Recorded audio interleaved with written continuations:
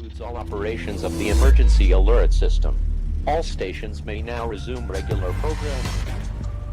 For expanding its sphere of influence, on infiltration instead of invasion, on subversion instead of elections, on intimidation instead of free choice, by a monolithic and ruthless conspiracy. Okay, so whenever I'm going through the news in the morning and I think to myself, man, we have really reached peak insanity. Well, it turns out I was entirely wrong, and then we sink to a new low. This has been happening quite a lot lately, and we hit a new low almost every single day, if not once a week if you don't want to be too hyperbolic about it. However, a lot of this is driven by just the emotional response from the masses in regards to politics, and it truly is a psychological wonder. Their anger is fueled in part by them not fully understanding what is happening, while simultaneously believing that they are experts in their position. It is really something to watch. It is all emotion and no logic. Now, capitalizing and capturing this emotional response is key to their agenda. We have a new announcement from the World Economic Forum. The Davos meeting this year is set to take place starting on May 22nd. Now, I thought it was pretty interesting that the WHO vote regarding the Global Pandemic Treaty is also scheduled for this same period of time, between May 22nd and May 28th. Now, you can't have one without the other, perhaps. Using this fear is vital to the reset, and using the medical apparatus is key to installing social engineering tactics onto the population. Now, one key thing to their future plans is smart cities, and so tonight, that is going to be our topic. Now, to do this, we're going to use some info from an article by Patrick Wood, and the link is in the description. Smart cities are no longer a thing of science fiction, but how we collect and use citizens' data responsibly and sustainably is the big next hurdle.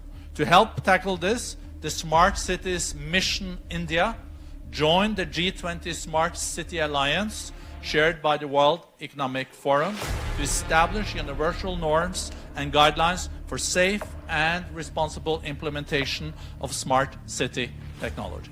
Now, the concept of quote-unquote smart growth was a brilliant marketing strategy that was introduced in the early 1990s. This was actually used as an alternative phrase for Agenda 21. Americans do not like to be included in quote-unquote agendas that they did not create or approve, but they instantly warmed up to the idea of being quote-unquote smart. After all, who wants to be dumb? The concept of smart growth has spawned a plethora of derivatives such as smart cities, smart phones, smart networks, smart homes, smart streets, smart cars, smart grid, smart appliances, etc. Essentially, the inclusion of quote-unquote smart has come to mean pretty much anything saturated with tech, something that's designed to control the object of its focus. The big tech companies of Silicon Valley and similar tech centers fancy themselves to be urban planners. However, that is a misnomer. Urban planners, in the traditional sense, seek to build functional cities that work for people, whereas smart city planners build functional cities focused on controlling people. One main object of technocracy, aka sustainable development, is to transfer resources from the hands and ownership of the people and their representative institutions into the hands of a global common trust operated by the global elite. When David Rockefeller founded the Trilateral Commission in 1973 to create, and I quote, a new international economic order,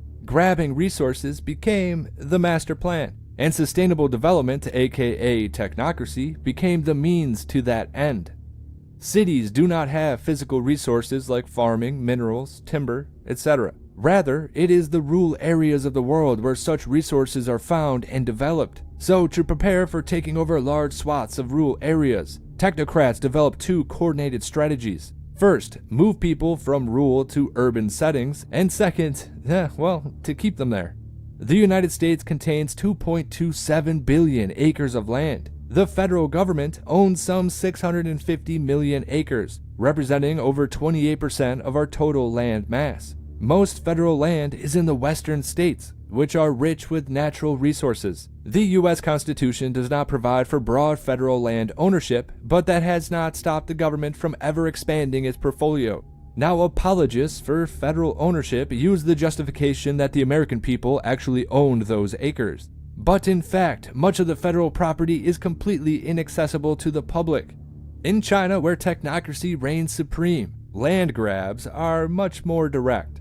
For instance, China unveiled a plan in 2014 to move 250 million farmers off their land by 2026 and into megacities that had already been constructed but sat vacant. The vacated farmland is being combined into giant factory farms to be operated by advanced technology such as agricultural robots and automated tractors. Ostensibly, the farmers who refuse to leave will be helped along with the barrel of a gun.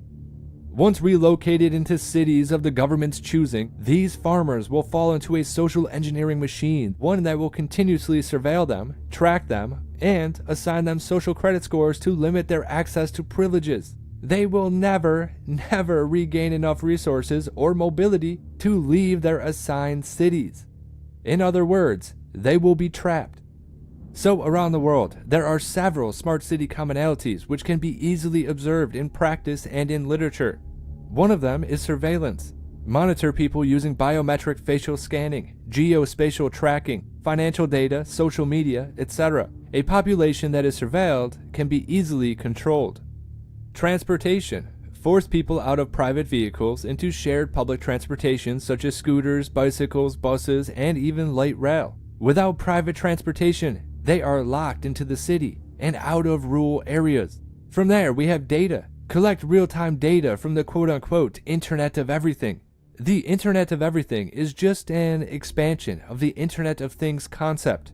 This will eventually include people as well.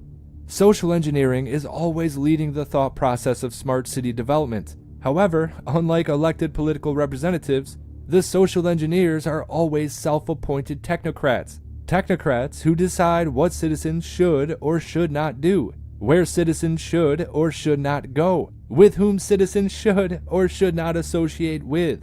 And the thing is that all of this fits the original definition of technocracy, as seen in the Technocrat magazine from 1939. And I quote, "Technocracy is the science of social engineering, the scientific operation of the entire social mechanism to produce and distribute goods and services to the entire population."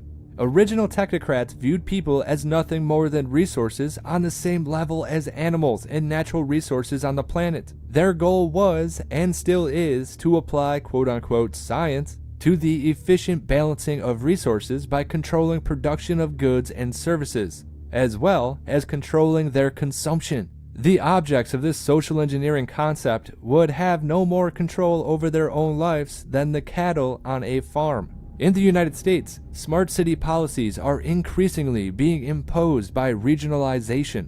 According to its website, there are over 500 regional councils in all 50 states, serving population areas ranging from less than 50,000 to more than 19 million.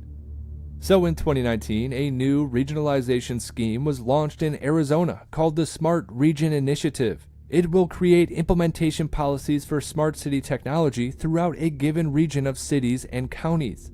And I quote, "The Phoenix Area Smart Region Initiative is a pilot program to see how much sovereignty can be stripped from member cities without a mass uprising by disenfranchised citizens.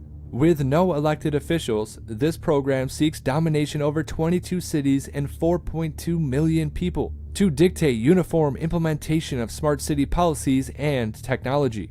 Now, if this pilot is successful, this will be rolled out across the nation for the rapid installation of smart city tech, including the 5G towers, smart street lights with cameras, sensors, and listening devices, smart street technology for autonomous vehicles, data collection technology, and so on. Look, basically all smart cities are going to function as is just some sort of digital prison system. While you're having your biometric data harvested, and you have them paying attention to every vital sign 24/7. Well, also, as you travel through the city, they will have facial recognition software identify and track you. The sensors on the road will log your whereabouts. The listening devices placed throughout the city will more than likely listen for keywords and then log dangerous conversations. And the strategic planning of the city's construction will act as de facto behavioral modification. They will know where you go, what you buy, what you do, what you say, and will eventually know what you plan to do in the future. Now, does that sound good? Oh, it doesn't? No? Oh, you don't think that sounds good? Well, you may be running out of time to oppose it. This is not going to happen overnight, but Your new prison system will be built and installed in steps. It's kind of like we're watching a slow motion train wreck, and it is time to get off the tracks.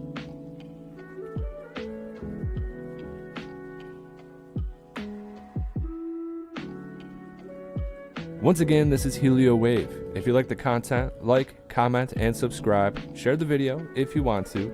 If you're in a position to, consider subscribing on Locals or Subscribestar. Make sure you disobey those true fascistas, the technocrats, and the transhumans.